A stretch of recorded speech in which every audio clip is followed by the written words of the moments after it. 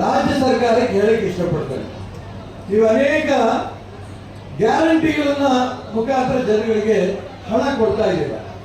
ಆ ದುಡ್ಡು ಆಗಾಗ್ಗೆ ಖರ್ಚಾಗ್ತಾ ಹೋಗ್ತಾ ಇದೆ. ಆದರೆ ಹರಿಕೃಷ್ಣ ಫೌಂಡೇಶನ್ ಹರೀಶ್ ರೆಡ್ಡಿ ಅವರು ಮಾಡ್ತಾರಂತ ಈ ಒಂದು ಕೆಲಸ ಇದೆಯಲ್ಲ, ಗೋಮಾತೆ ಗೋವನ್ನು ದಾನ ಕೊಡ್ತಾ ಇದ್ದೀರಲ್ಲ, ಪ್ರತಿ ವರ್ಷ ಪ್ರತಿ ತಿಂಗಳು 2,000 ನೀವು ಕೊಡ್ತಾ ಇರೋದು ವರ್ಷಕ್ಕೆ 24,000 ರೂಪಾಯಿ.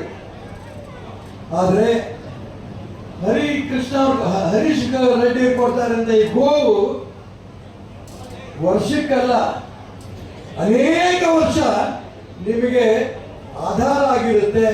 ನಿಮ್ಮ ಮಕ್ಕಳು ಮರಿಗೆ ಅದು ಹೊಸ ಹಾಲು ಕೊಡುತ್ತೆ. ಈ ರೀತಿ ಕಾರ್ಯಕ್ರಮವನ್ನ 2,000 ಕೊಡ್ತಿರೋ 5,000 ಕೊಡ್ತಿರೋ ಅದ್ರ ಬಗ್ಗೆ ನಾನು ಟೀಕೆ ಮಾಡಲ್ಲ.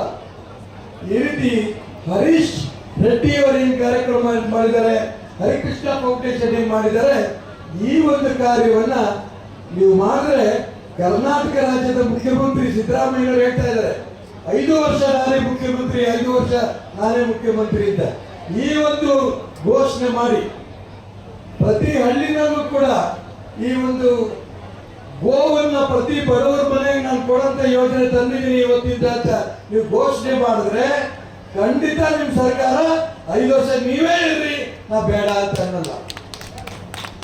ಆದ್ರೆ ನೀವೇನ್ ಮಾಡ್ತಾ ಇದ್ದೀರಿ, ಹಸುನ ಯಾರು ಕೆಚ್ಚಲನ್ನ ಕಟ್ ಮಾಡ್ತಾರಲ್ಲ ಅವ್ರಿಗೆ ಬೆಂಬಲ ಕೊಡ್ತಾ ಇದ್ದೀರಿ. ಯಾರು ಗೋವನ್ನ ಕಡಿತಾ ಇದಾರಲ್ಲ ಅವ್ರಿಗೆ ಬೆಂಬಲ ಕೊಡ್ತಾ ಇದ್ದೀವಿ. ಯಾರು ಗೋವನ್ನ ಕಳ್ತನ ಮಾಡ್ತೀರಲ್ಲ ಅವ್ರಿಗೆ ಬೆಂಬಲ ಕೊಡ್ತಾ ಇದ್ದೀವಿ. ಹಾಗಾಗಿ ಈ ಸರ್ಕಾರ ಆ ಗೋವಿನ ಶಾಪದಿಂದಲೇ ಬಿದ್ದೋಗುತ್ತೆ, ಇದರಲ್ಲಿ ಯಾವ ಅನುಮಾನವೂ ಇಲ್ಲ.